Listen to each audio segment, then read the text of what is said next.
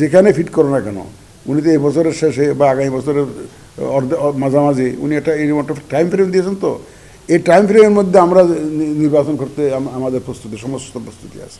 আমরা কাউকে জিতানোর জন্য বা কাউকে হারানোর জন্য আমরা সীমানা পুনর্নির্ধারণ করবো না।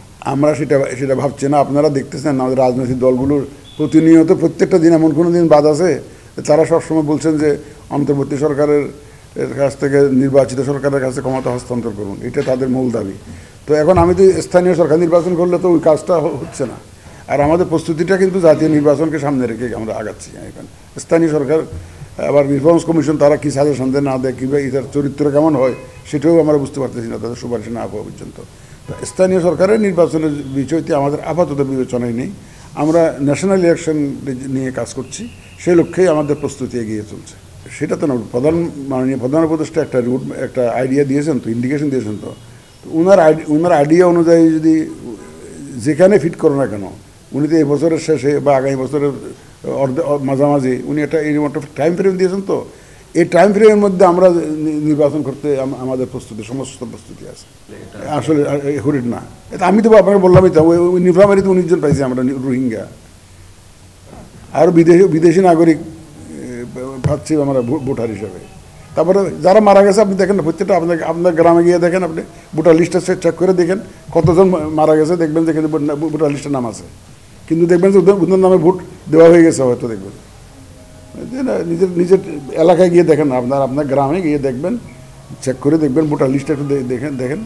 আপনারা তো গ্রামে যান, তো গিয়ে আমাদের অফিসে গিয়ে ভাই আমার গ্রামের ভোটার লিস্টটা দেন, তো দেখবেন যে এখানে বহু লোক মারা গেছে, নাম কিন্তু আছে ভোটার হিসেবে। এগুলো তো আমাদের বাদ দিতে হবে। তো না গেলে তো সম্ভব হচ্ছে না এটা।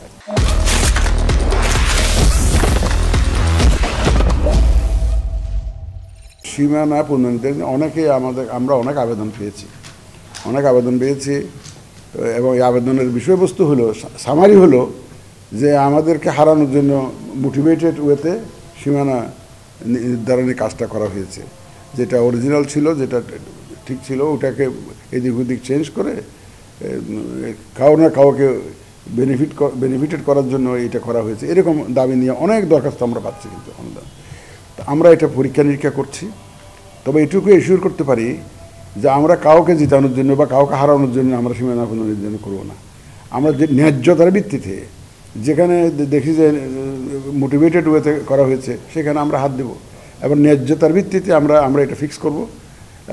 আমাদের কাছে তো অতীতের রেকর্ড তো আছে, ভালো ইয়ে হয়েছে। আবার অনেকগুলো চেঞ্জ হয়েছে, তো পপুলেশন চেঞ্জ হয়ে গেছে, সিটি টাউনের পপুলেশন চেঞ্জ হয়ে গেছে ইত্যাদি। আর সীমানা নির্ধারণের কিছু ক্রাইটেরিয়া আছে, তো ওই ক্রাইটেরিয়া বিবেচনায় নিয়ে যদি যেখানে দেখি যে এটা আসলে কোনো উদ্দেশ্য প্রণোদিতভাবে করা হয়েছে, সেখানে আমরা এটা ফিক্স করে দেবো। ন্যায্যতার ভিত্তিতে আমরা ফিক্স করব। তবে কাউকে ফেভার করার জন্য বা কাউকে তার বেকায়দা ফেলার জন্য আমরা কোনো কিছু করবো না। আমরা একদম ন্যায্যতা ভিত্তিতে জিনিসটা করতে চাই। আমরা ইনশাল্লাহ প্রস্তুত থাকবো। আমাদের প্রস্তুতি ওয়ার ফুটিং, আমার শব্দটা ইউজ করেছি আমাদের অফিসারদেরকে। আমরা ওয়ার ফুটিংয়ের প্রস্তুতি নিচ্ছি। এখানে ওই নর্মাল প্রসিডিওরের প্রস্তুতি যেটা এক জিনিস, আর ওয়ার ফুটিংয়ের প্রস্তুতি বলতে আমাদের লোকজন ওয়ার ফুটিংয়ে কাজ করছে। এখনই রাত 9টা 10টা পর্যন্ত কাজ করা শুরু করছে। এখানে প্রত্যেকটা বিষয়ে, ভোটের জন্য যা দরকার সব বিষয়ে everybody has been given task, যে তুমি এটা করো, যার কাজ ফুল সুইংয়ে চলছে। আপনার খোঁজ নিয়ে দেখেন, গোপনে খোঁজ নিয়ে দেখেন না, কেউ বসে আছে কিনা দেখেন আপনার।